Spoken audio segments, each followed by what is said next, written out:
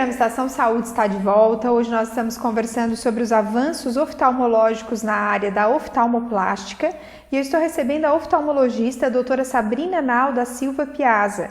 Doutora, em relação a alguns tratamentos, né? Por exemplo, a redução de acuidade visual. Como é que funciona, né? Se a doutora puder explicar um pouquinho o que seria essa redução para quem está em casa entender. O que acontece?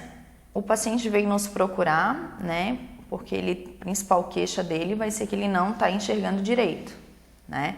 Dentro dessa questão de não enxergar direito, que é a redução da acuidade visual, a gente pode traçar vários caminhos, né? Ou vai ser uma simples falta de grau, que vai ser na prescrição de um óculos ou lente de contato, a gente vai conseguir corrigir, ou pode ter algum outro motivo por trás disso. Na área da plástica ocular, principalmente a questão da pálpebra caída, né?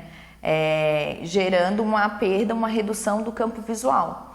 Mas isso não é importante só nos adultos, né?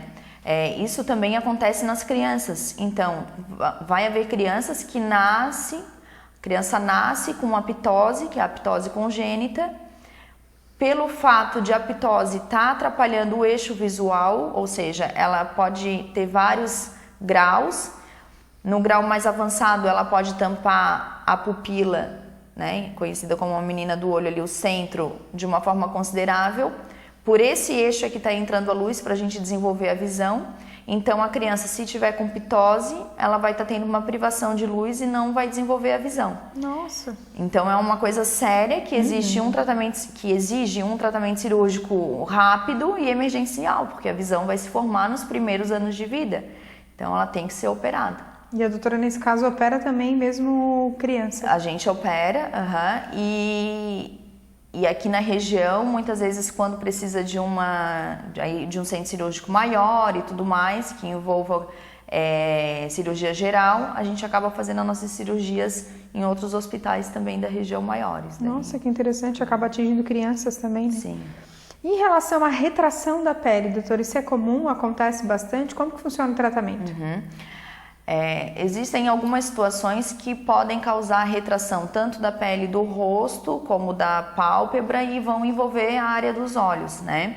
Uma situação de queimadura em que a pessoa teve a pele que ficou bem esticada, ou até uma complicação pós-operatória. Então, às vezes a gente recebe paciente que fez uma blefaroplastia e foi ressecada muita pele, foi tirado demais, né? Então a pele retrai e ela começa a ter uma exposição ocular que não deveria estar acontecendo, começa a ter lacrimejamento, ardência ocular, né?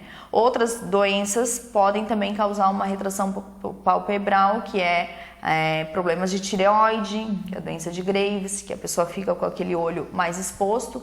Então isso é facilmente identificável. A gente não pode ter a nossa área da esclera, que é o branco do olho, aparente. A nossa pálpebra, ela cobre a parte inferior e a superior ali.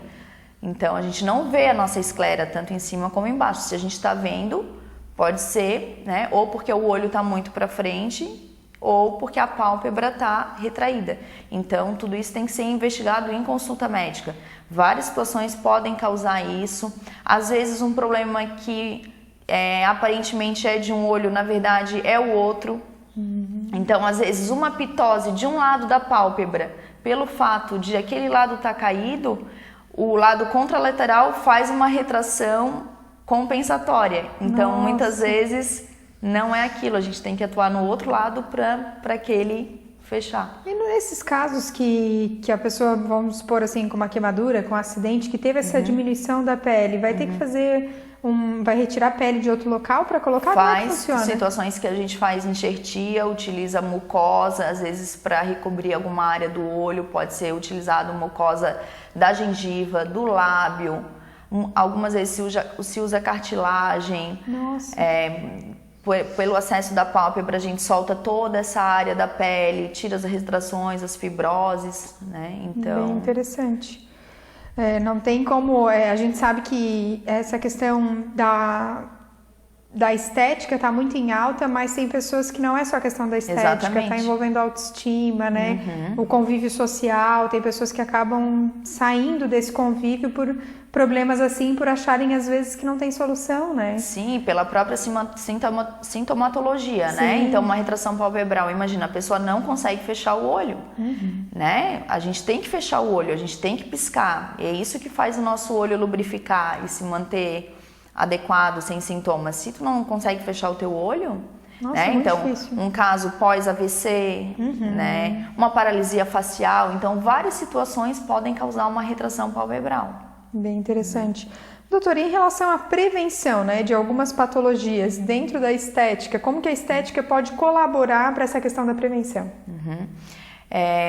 No caso da prevenção, hoje em dia o que a gente tem mais disponível são o Botox, os preenchedores faciais, os estimuladores de colágeno, né? Então tudo isso vai atuar prevenindo a formação das rugas. Consequentemente, se a gente usa um produto estimulador de colágeno, também vai melhorar a questão da pele, a questão da flacidez. Então a gente consegue atuar de uma maneira que evite que no futuro mais próximo ela já precise ir para um procedimento cirúrgico, né? Antigamente as pessoas esperavam mais para começar a fazer.